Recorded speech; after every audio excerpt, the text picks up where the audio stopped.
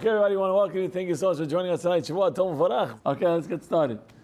This is Parshat Balak. Parshat Balak.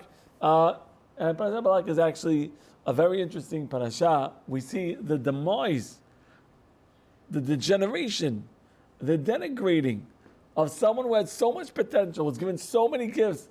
Balak was the greatest Navi ever to live. You're going to say, wait a second, what about Moshe Rabbeinu? I thought Moshe Rabbeinu was the greatest prophet ever. And the rabbi's right, no, Moshe Rabbeinu was the greatest prophet of the Jews. But there was someone who was even a greater prophet, received more transmission, more clarity, and that was Bilam.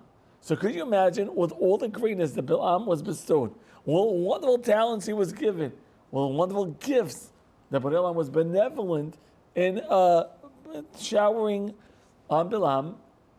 Bilam squandered it all. He let go of all of it. He forfeited it. It was all relinquished from Bilam. So let's take a look a little bit at the episode that happens in this week's parasha. Everybody ready? So Balak comes and he's scared of Bnei Yisrael. He's very fearful. They're coming. They're taunting them, right? That's what it says. It says, you're not allowed to start fighting with them, but you can taunt them. You can make fun of them. So Bnei Yisrael were taunting them. They were showing off their military prowess, how strong they were. Wonderful. Balak gets scared. Not only does he get scared, he becomes despising of Bnei Yisrael. And now he comes and tries to find some sort of strategy he can employ to try to defeat these people. He knows of a man named Bilam. Bilam ben Beor, who is in Pitor, whatever. So he comes and he sends people to Bilam. And here we go. Ready? Balak is coming now and charging the malachim, those shlichim, those messengers, the emissaries. What are you supposed to go and tell Bilam? Listen very carefully. So he comes and he sends this emissary, this contingency, he sends them to Bilam ben Beor. Petora, asher ala nahar eretz bnei amo, likrolo, to call him. More to say, this is the nation that left Mitzrayim. They're covering the eye of the earth. They're all over the place. And he's standing right in front of me. He's sitting right in front of me. He's settled right in front of me. Please, right now, go and curse them for me at this nation. Because they're too powerful for me. Maybe I'm going to be able to strike them and I'm going to chase them out of the land. Gentlemen. Because I know that anybody you bless is blessed. And anybody that you curse is cursed. Now my question is, we know that anytime there's a redundancy, something that doesn't seem like it's consistent in the pasuk, a person has to ask why. Why is there a repetition in the pasuk? Does it say the same thing basically 2 times? And we find that in this passage. What happens? Comes Balak and he sends a contingency to Bilam. Messengers.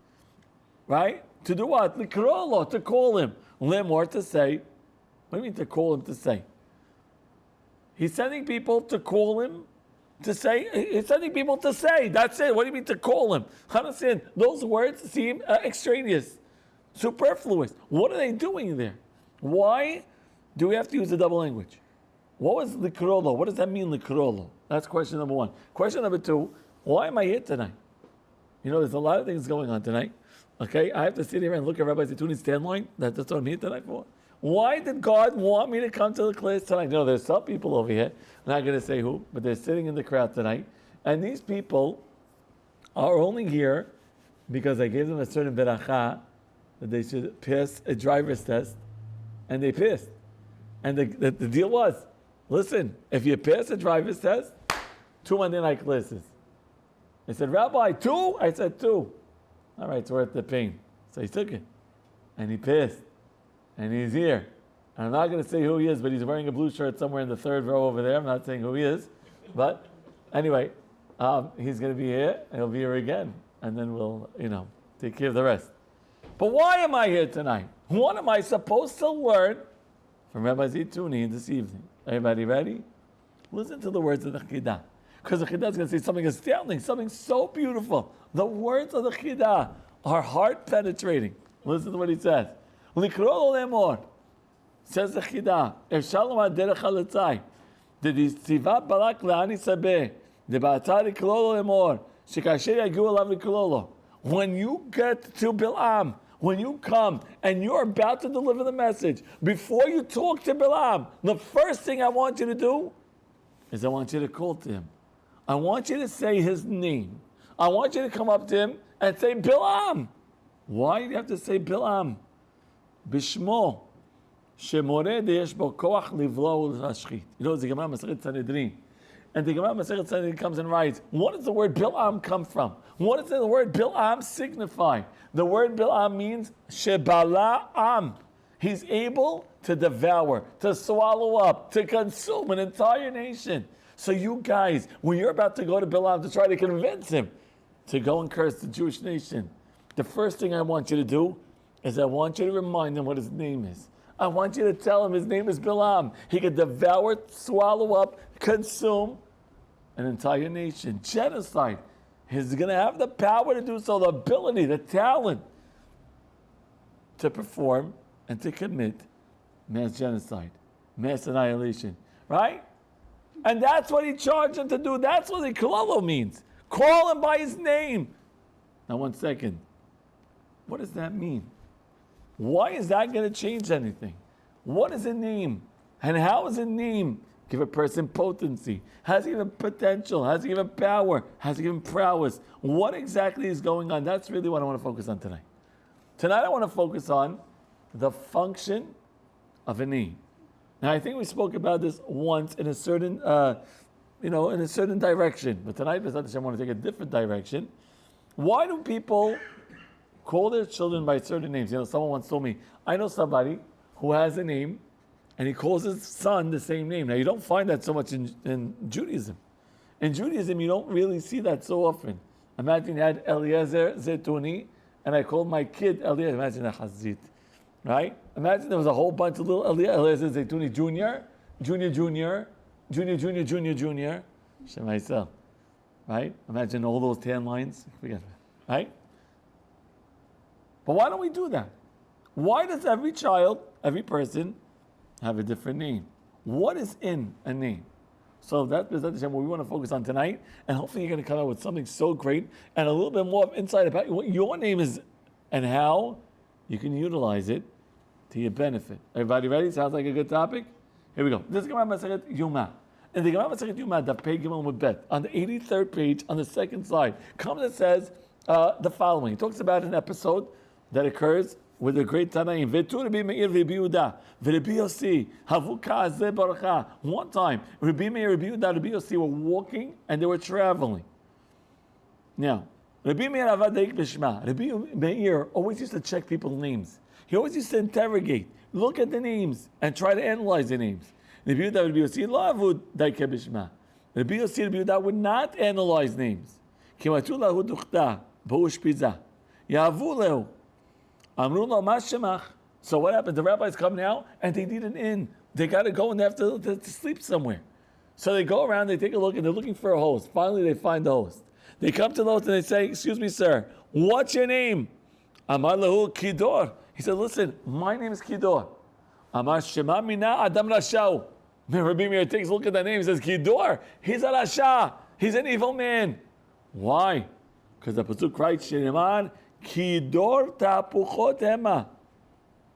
Because they are an lopsided, overturned people. Lo emun bam. There's no emunah in them. There's no trustworthiness in them. So what happened? Rabbi Yehuda and Rabbi Yossi, who didn't check names, they gave them their belongings. They gave them belongings. So look, could you please watch this for us? He said, of course I can. Rabbi Meir did not give the host his belongings to watch. He went where? To the graveyard. As you could tell, when it was time to leave, Rabbi Yehuda and Rabbi Yossi lost their belongings. He said, what do you mean you didn't give me anything? Now 1 second. Rabbi Meir checked the name. Kidor tapuchot hema. Meaning they are a lopsided, an overturned people, a corrupt people. That's what this guy's name is. Rabbi Meir says, listen, if that's the case, I'm going to abstain. I'm not giving my things to such a guy with the name Kidor. Forget about it. Are you joking? Absolutely not. So I understand that. Because he understood that the name gives a certain power to a person. And what I'm named lends certain talents, certain deficiencies, certain qualities, certain shortcomings to my persona, to my personality. So Rabbi Meir came and said, wait a second, this guy's name is Kidor, forget about it. Did en emun bam? What do you mean en emun bam? So I want you to hear, wonderful. Listen to what the rabbis write. Says the Anaf Yosef and the Ein Yaakov. What do you mean en emun bam? En emun bam means you can't trust them. So Rabbi Meir says, 1 second, this guy's name is, you can't trust him. I understand that. But why did the other 2 rabbis not look into his name? What was it about the other 2 rabbis that they said, I don't need to look at their name? Why not? The man's name is Kidor. It's like the name pops up. If the guy's name is murderer, you know you're not letting your daughter date them.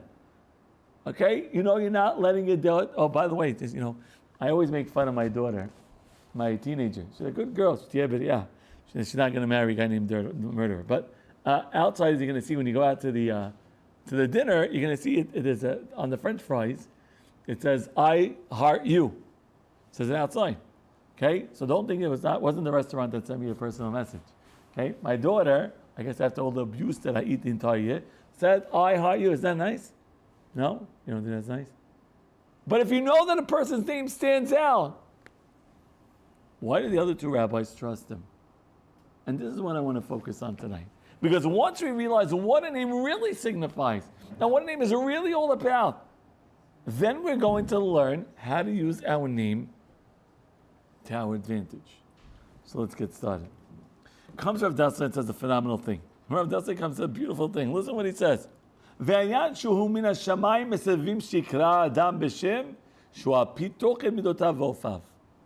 makes it that you should be called, you should be named in a way that it signifies, represents your qualities, your powers, your gifts, your talents, the good things about you and the bad things about you. In fact, we know that one of the worst, the most disastrous, the most tragic nations that ever existed was a nation called Mitzrayim. Why was Mitzrayim such a bad nation?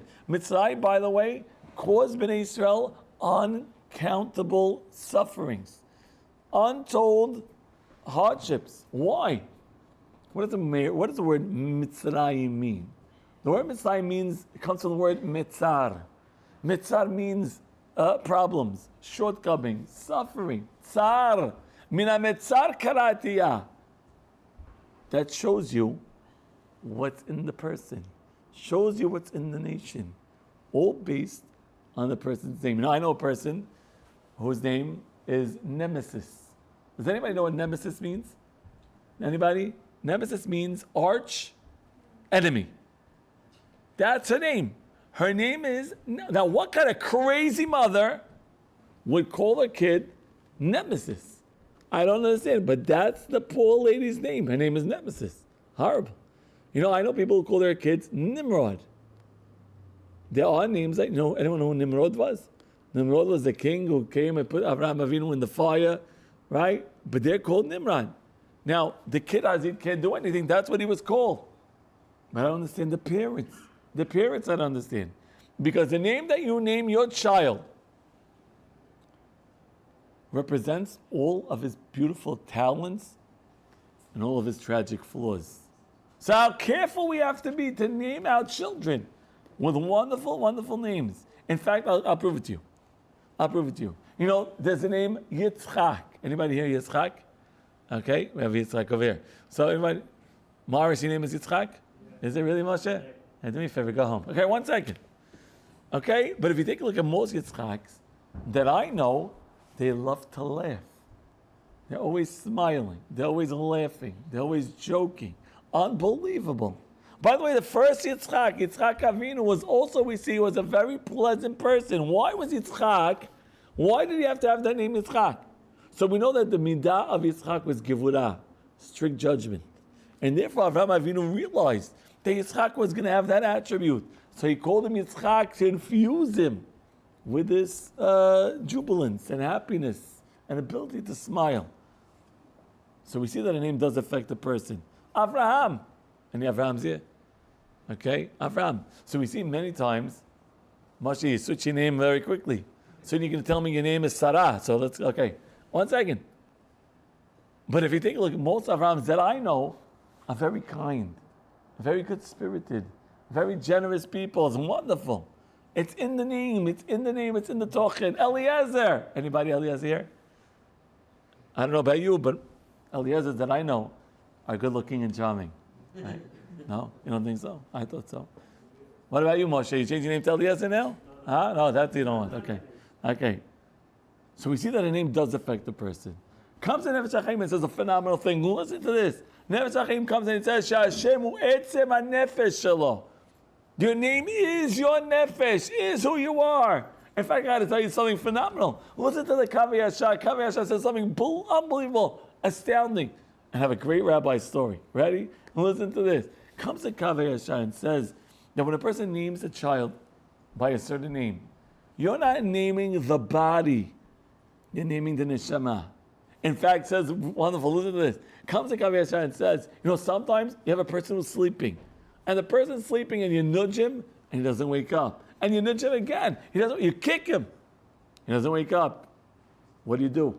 How do you wake up that person? You know how you wake him up? You play a recording of his mother-in-law. No, that's not what you do. What you do is, you call him by his name. Says the Kaveh Yashar, when you call a person by his name, the Kavanaki, all of a sudden he wakes up. How does that work? Why is it that when I call a person by his name, he wakes up? What is it? And says the Kavanaki, you know why? Because the person's name is his neshama. When a person goes to sleep, what happens? The neshama goes up to Shamayim. So if you nudge a person while he's sleeping, it doesn't wake him up. Why? Because the neshama is still in the heavens. How do you wake up such a person? You know what you do? You call his name. And when you call his name, what happens? The neshama re-enters the body and the person wakes up. That's the greatness of a name. That's the potency of a person's name. Unbelievable. In fact, if that's the case, so why didn't the Yehuda and the Yossi worry about Kidor? And the answer is very simple. Your name gives you qualities. It gives you those talents. It gives you your personality, the type of person you're going to be. But at the end of the day, ladies and gentlemen, you have something even stronger than that. You have the ability to choose. You have something called Bechira Chovshit. You have the ability to go against your nature, against those qualities, against those midot, against those attributes. And you have the ability to malleate yourself and transcend your name and make sure you mold yourself into a wonderful person. So the Yehuda, the Yossi said, wait a second, yes, his name is Kidor, but that doesn't automatically mean he's a Rasha. Maybe he worked on himself. Maybe he improved himself. Maybe he came and he caused his shortcomings to subside.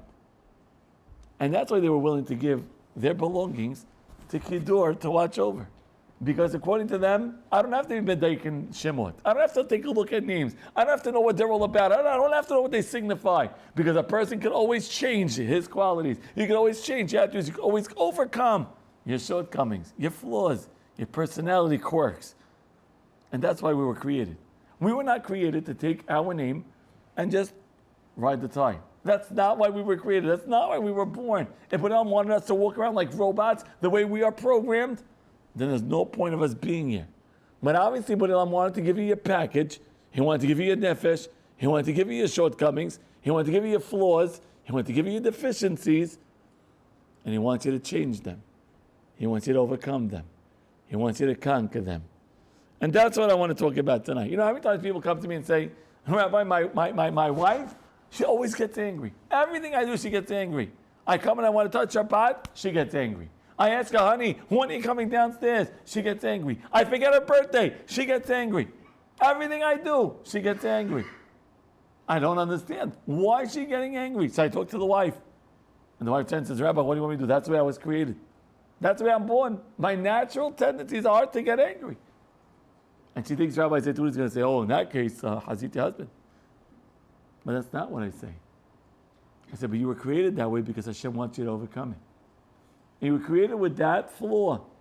You were created with that quirk, with that moral deficiency. Because Hashem wants you to overcome it. And He wants you to conquer it. And He wants you to come and transcend it. That's why you were created with that package and that package only. A person has no patience. Zero patience. You know, I want to tell you, depending where you are, I was in Deal in New Jersey this weekend. And it's a different world when you go to New Jersey. Different world. Because in New Jersey and in New York, everything is fast-paced. Everything is fast. It's like, in the olden days, you guys don't know what I'm talking about. There was something called fast forward. Fast forward. And you see everybody moving very quickly, like, right? And it looks like they're, at super speed. That's Brooklyn. But all of a sudden, you walk into Deal, and everything is slow motion. You walk into the supermarket, and the poor little lady who was born, I don't know, in Virginia, is sitting and scanning your things one at a time, looking at it. So how's it doing this morning? And you're going to scream at her. This morning, it's nighttime already. Let me go. What are you doing? And you have to learn patience. You know that in Brooklyn, if you don't beep, you're breaking the law. You gotta honk in Brooklyn. If you don't honk, like you're some sort of foreigner. But there are some places, if you honk, you just committed a capital crime. You honk the person, you know what they do? They stop, they get out of the car, they walk up to you. Hi, is everything right? Okay? Yeah, except for one thing. What? I want to move, go! What's wrong with you? Oh, because in this town, we only honk if it's an emergency. If it's not an emergency, nobody honks in this town. And you have to learn patience. There's some people that their entire lives, they get everything they want when they want it. They want a bottle when they're babies, they get it. As they get older, they want a candy, they get it. As they get older, they want a toy, they get it. As they get older, they want a car, they get it. And then they get married.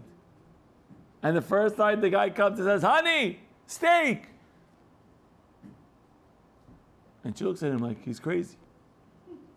Honey, steak. Are we playing some sort of game? Steak, chicken. Honey, I want steak. And all of a sudden, you go from getting everything that I want instantaneously to having to learn how to be patient. I want to go. Honey, dinner time. Let's go. I'm getting ready, honey. Okay, how long you need? 5 minutes. 25 minutes later. Honey! I don't understand. Don't you want me to look pretty for you? Honey, whatever you do, it's not going to work. Let's go. You were born without patience. It's in your name. But you have the ability, the choice, to change that. And that's what we have to do. In fact, it's possible that a name is there to help you. Let me explain to you. Says the Peliwetz, a phenomenal thing. Listen to the Peliwetz. Says the Peliwetz, V'im Hashem yegorem lo me'at siyua, v'lechet b'derech tovim, matov. If your name just helps you a little bit, gives you that boost to do good, to go in the right path, to commit mitzvot, that's wonderful. Because you know what a name is? A name is a prayer that the parent bestows upon a child. I'll prove it to you. Deborah, you're listening to this? Listen to this. Gemara Masechet Berachot. Daf Zayin Amud Bet. And the Gemara talks about a woman, her name was Leah. Our mother, our grandma, Leah. Leah just gets married and has a boy. Her first boy. Mabruk Bazal Tov, wonderful. What is she going to call this boy? So, says the Gemara, everyone knows what she called him. The first one was called Reuben. Why was he called Reuben? What's going on here? Reuben. Amar Bilazar Amra Leah, says Leah. Reuma ben beni ben chami. Take a look at the difference between my son and my brother-in-law. Dilu ben chami afagav de midahate zemanin lebechirutei. Mchazuma ketiv be vaistom Yaakov Esav et Yaakov. My brother-in-law willingly sold his bechorat to Yaakov. And he hated Yaakov ever since. Esav hated Yaakov. Why? You willingly sold. You know what you were doing. You went into a commitment. You acquiesced. You decided. You agreed. Why do you hate Yaakov so much? But my son, the Bechorah was taken from my son by force and given to Yosef. And my son went and saved his competition. The one who took the greatest from him, the grandeur, the Bechorah, the firstborn rights, the one who relinquished him of all of that honor. When he was about to die, who saved him? My son. But wait a second, ladies and gentlemen. That's not going to happen for another 22 years. More, 20 years. 19, 20 years. It didn't happen yet. So I don't understand. I don't understand what I was saying. Look at the difference between my son and my brother-in-law. And the answer is very simple. Leah had Ruach HaKodesh. That in the future, her son wasn't going to be the Bechor. He was going to be relinquished, abdicated of that great firstborn right. And she wanted that her son should act differently than her brother-in-law. So she called her son Reuben to infuse in her son that ability to withstand the pressure, the jealousy, to stand up and save the one person who took all of it away from him. That was the name that she called him. Not as a prophecy, but as a prayer. I'll give you another example. Moshe Rabbeinu comes back to Mitzrayim. He saves the Jewish people. And then he reunites with his two children. What were the two children's names? So it says the Pasuk, Gereshom ve'Eliezer. Why Gereshom and Eliezer? So the Pasuk writes, Gereshom, why? I was a stranger in a strange land. Wait a second. You don't call your son after something that happened. Why are you calling your son? Why are you naming your son after an episode that happened in your life? I don't understand. And the second one he called Eliezer, because God saved me from Paro. What's going on here? It's very possible. Now, what was the greatness of Moshe Rabbeinu? Moshe Rabbeinu was the Prince of Egypt. The Prince of Egypt. He had it all: accolades, wealth, fame, affluence, opulence, power. And he was exiled into another nation. And he married the Pope's daughter. Oh, bite. He was excommunicated. But all throughout those years, Moshe Rabbeinu never assimilated. And now he has a son who's living in the midst of Midian, who's facing the same exact danger. Moshe Rabbeinu says, wait a second, I got to do something for my son to safeguard him, to make sure that he doesn't fall, just like I didn't fall. He calls him Gereshom, in order to infuse him with that power, potency, that gift, that quality, to be able to withstand the forces, the pressure of assimilation. That's why he called him Gereshom and Eliezer. Because again, that God should always be able to save you, to watch over you. So the name, it's possible, is a prayer. Wait a second. There's a Zohar. And the Zohar writes the following. There was once a man, and the man fell. He fell terribly, spiritually. And he came back, he did teshuvah. So he came to the rabbis, and the rabbis say, 1 second, how is it possible that you did teshuvah? Ma shemach, what's your name? Amar le Elazar, my name is Elazar. Amar le Abba, vaday shemach garimach delach sayach. Must be your name really helped you. Because God helped you because of your name. What do you mean? So it says the Moriah Ish. What does the word Elazar mean? Elazar means God helps. Imagine what a lucky person that man is, that he has the name Elazar, because his name gave him assistance in making sure that he was able to persevere. But wait a second. If everything Rabbi Zeytouneh is saying right now is true, well, then I have a question. You know, there's a Gemara, Masechet Ta'anit, Daf Chaf Amud Bet. And the Gemara talks about a rabbi named Rabbi Ada bar Ahava. Rabbi Ada bar Ahava lived a very long life. And the rabbis asked him, please, Rabbi, give us your secret. What was it that you did that you merited longevity? How is it possible you lived so long? And one of the things that the rabbi said is, Ready? Here we go. Said the rabbi, "V'lo karati lachaverim b'chanichato." Sorry, I never called my friend by his nickname. I never gave a nickname to my friend. You know, I know people that have a nickname for everybody. Everybody. They call this guy, I don't know, Hubba Bubba, right? This one, Chubby Hubby. That's what my wife calls me, like that one. No. Okay? She doesn't call me that. Take it easy. I know a guy that used to call him Pickle. We had a friend, his name was Pickle. Okay? His first name was Isaac. But if you called him Isaac, he wouldn't even look at you.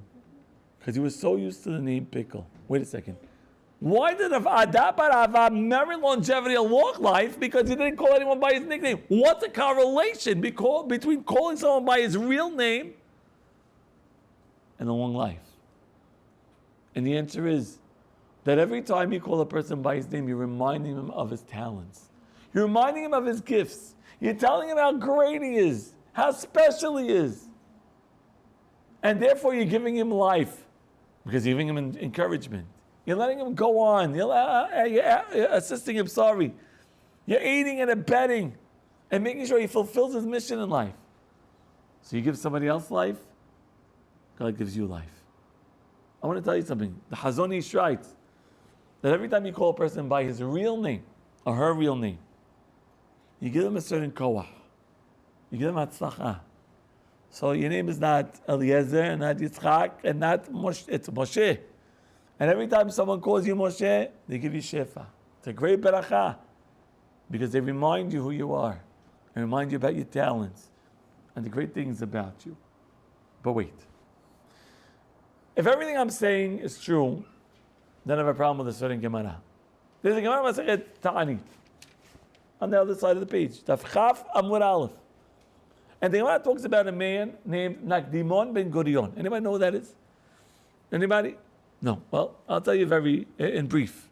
Nakdimon ben Gurion was a man who was a very wealthy man.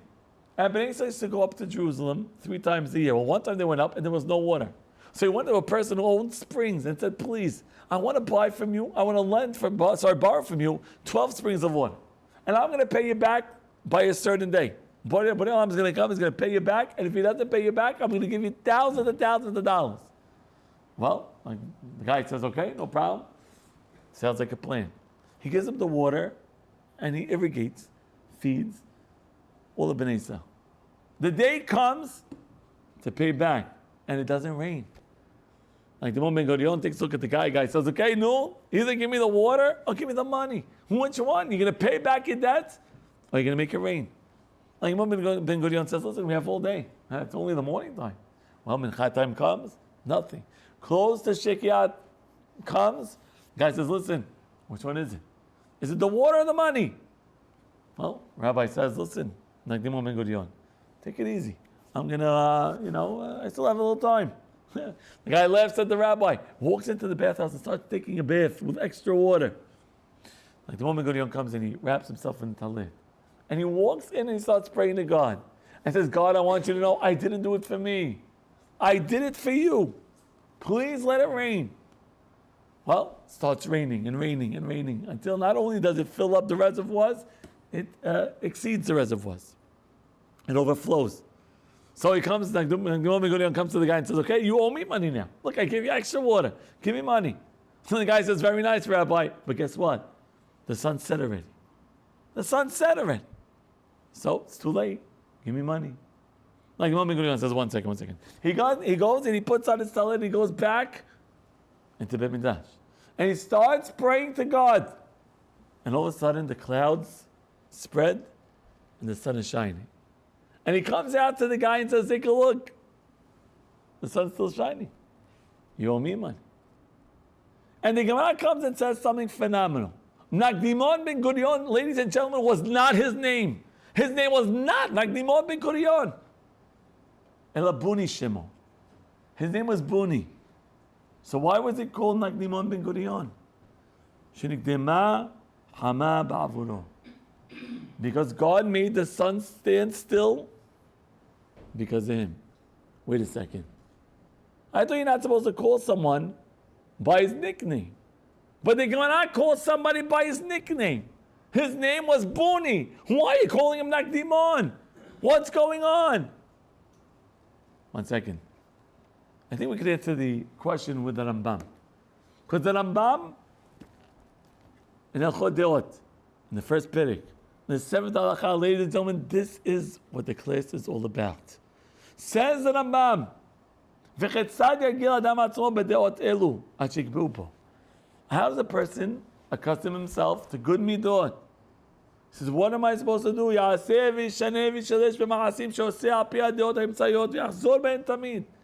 Find good attributes. Fight your natural inclinations, your shortcomings, your bad personality traits. Fight them over and over and over, once and twice and thrice. That's a word, by the way. You guys know that? Thrice? No, it's a word. Marlene, is that a word? It is, right? What do you say? Thrice for 4? No? That's it, up till there? Only 3 times. Until it's so easy for you to act benevolently. And it won't be hard at all. Listen to the next 3 words. What happens? These personality traits, these good traits, become part of your nefesh. You know what happens when I work on myself? So often, I change my name. I could change my name by changing my qualities. I change my attributes. I change my qualities. I can change my name. That's what happened to Nakdimon ben Gurion. His name was Buni. But because he worked so hard on his attributes, on his qualities, and to defeat his shortcomings, his flaws, in Shamayim, he changed his natural inclinations. And therefore he changed his name. And that's what we were able to do. A guy is born lazy. I want to tell you something. Naturally, I'm lazy. I am a lazy person naturally. I don't like to do things that require tenacity, effort, hard work, moving too much. Now I'm going to tell you, I was playing basketball with my son the other day. Okay? Disaster. Now, we have like a competition every year. From the time the kid was 14, Shia Betty. And he couldn't beat me. I was going, doing circles around him, double pumps around the back, in my dreams. And I was winning. 14, 15, 16, 17. Now, Baruch Hashem, he's going to be a senior in high school. Baruch Hashem, no more tuition. Great. I mean, right? We're happy that he's progressing. And this summer, we decided to play. But I didn't play in a year. Since last summer. And he plays all the time. So he gives me the ball, and I start shooting. I couldn't get a shot in. And he's beating me 3-0, 4-0, 5-0, and I'm like, give me the ball again, right? And I take 4 timeouts because I have no stamina, because I didn't work on it, because I didn't practice.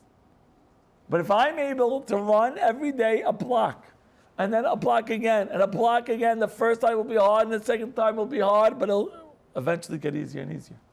Until I'm able to do it with great facility and it becomes part of me. I can become an athlete. I can become a patient person. I can become a person who doesn't anger. I can be someone who's not cheap. I can be someone who's giving and generous, kind-hearted, soft-spoken. It's not in your name. But tonight I'm here to tell you, you can change your name. You can change your qualities. Ladies and gentlemen, everybody knows this. But I want to finish tonight's class with an insight. Bilam. Who was Bilam? Is that really his name? Was Bilam this gentleman's name? Well, I'm going to read to you a Rabbi Yonatan ben Uziel. And Rabbi Yonatan ben Uziel tells us exactly who this man Bilam was. Listen to this, because you're going to be dumbfounded. Says Rabbi Yonatan ben Uziel. Ready? V'shagar is Gedin Levat. Balak comes and he sends messengers to who? Levat Lavan Ha'arami. Who did he send messengers to?